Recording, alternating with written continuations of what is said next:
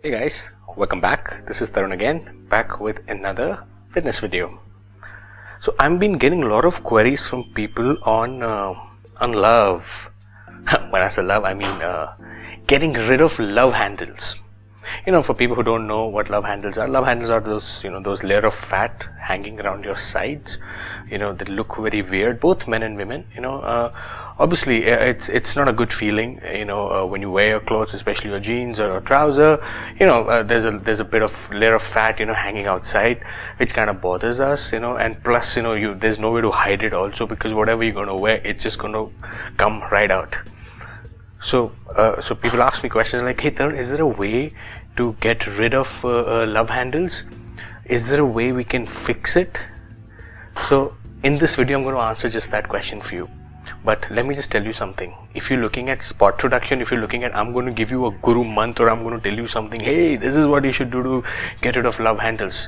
No, that's not what I'm going to do. I'm going to tell you something which you may or may not know about.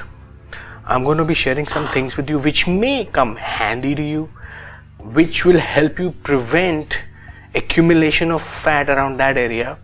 Which, probably you'll be a little more logical about it, in terms of your eating habit, in terms of your training. So that's how I'm going to address this. So coming back to love handles.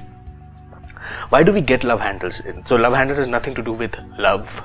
Love handles, they call love handles, this is my understanding, is because body love, our fat loves to get stored on the sides. That's why, because and love is something so strong that it's very hard for it to let go.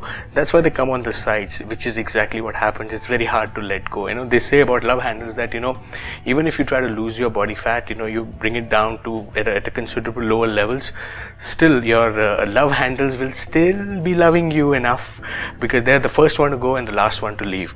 That's what they say about love handles. That's why it's very, very important for you to be very, very cognizant of it. Just don't let them come. So how can you do that? So first understand, why do we get love handles? Not that we love them, but they love us.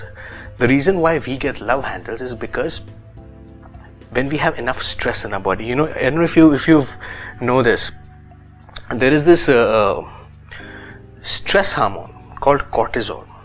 I don't want to get into the technicalities of it, because I'm sure there are tons and tons of YouTube channels giving you that shitload of gyan. I'm going to keep it to bare simple level so that everybody can understand and follow these simple steps. So there is a stress hormone called cortisol. The moment we take stress, the moment we are thinking about things and worked up and it's just the cortisol level goes really up. And this hormone, this stress hormone really loves our abdominal area, the side area.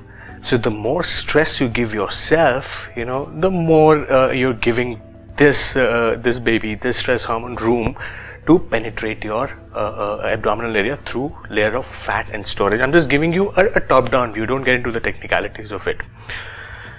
So when you have enough stress, so for example, people who, let's say are working professional, or let's say students, who are thinking or studying hard with limited exercise or eating at random hours, skipping meals and shit like that, they are more prone to develop these love handles. And the problem with love handles is that you can be skinny all over, but you'll still have fat there. I've seen it with so many people that, their body fat levels is still reasonably okay. They can get over with it, and they can get away with it rather, but their love handles are protruding out. It's so evident.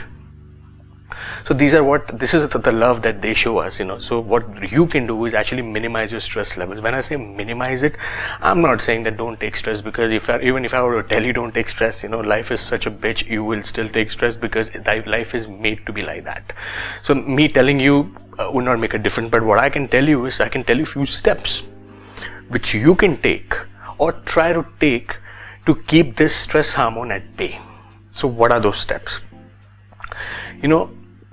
This is my humble request to you, and I've always talked about it. It's the alcohol consumption. Once in a while drinking is okay, once in 6 months, once in 5 months, or let's say once in 3 months also, one session. But I've seen people working professional, college kids, partying every second, third day, and alcohol is, obviously there are empty calories.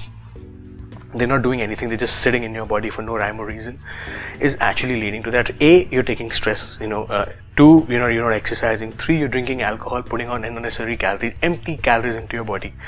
So what do you expect? Obviously you expect love handles to grow, right? So you're just nurturing, you're just watering love handles by drinking more alcohol.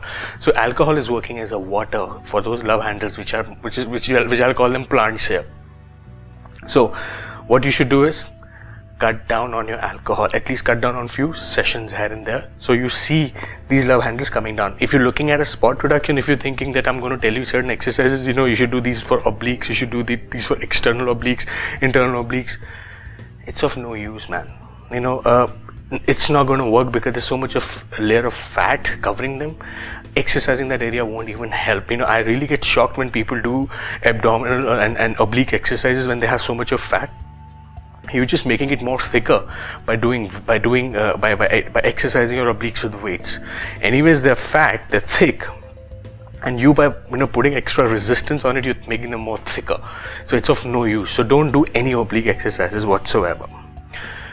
Two, this sounds more like cliche, but if you really want to fix those love handles, fix your sleep, man. I've seen this used to be my problem. I'm going through this transformation. The first thing I do in anything that I'm trying to take my body to the next level is get my sleep pattern right. Even if I sleep at about 2 o'clock or 3 o'clock in the morning, but I ensure that I sleep for at least 6 to 7 hours sound sleep. With my phone is off, my laptop is off, I don't have access to emails, my TV is off, everything is off. It's just me and my sleep, and I put my mind and my brain on a standby mode. Just completely shut it off. Nothing. That's what you need to do. Just completely shut yourself, when it comes to sleeping. Whatever, I'm not going to say sleep for 8 hours or whatever time allows you to, whatever time you may have, either 6 hours.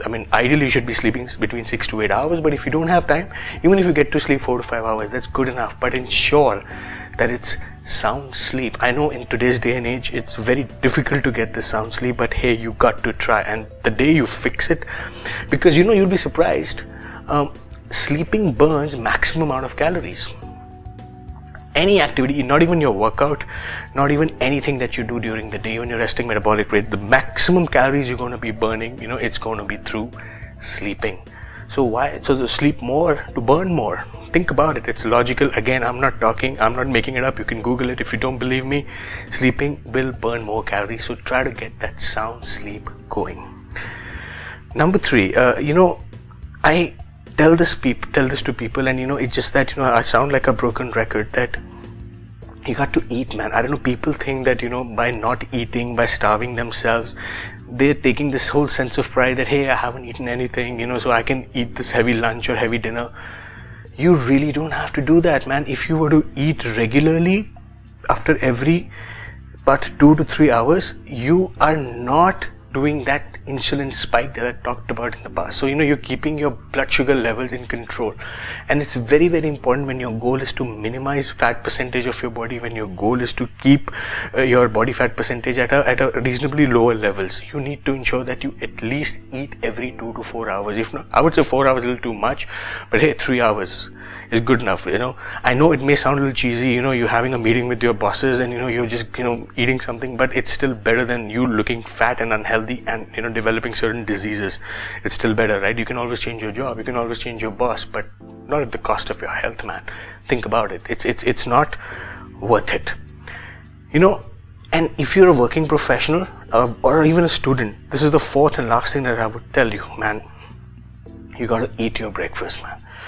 Whatever you do, if it's oats, fine. If it's I would not call it sugary cereals. I would just stay away from cereals, man. This is my humble request to you. Cereals are not good. They are sugary, sugar cereals with milk. There are so many brands that say that start your day with cereals. I would say don't friggin' take cereals, man. It's not good. They're only fat and they're not going to help you with anything. If you really want something more filling in the morning, either take egg whites and take oats.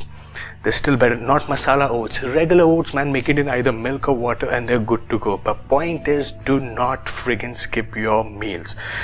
Be active, man, and you realize that not only you'll be able to cope up with your stress more efficiently, but at the same time, if your love handles will not be loving you as much. At least you'll keep them at bay. They won't kind of go to a different direction that you have to buy another pair of pants for yourself just to kind of fix those.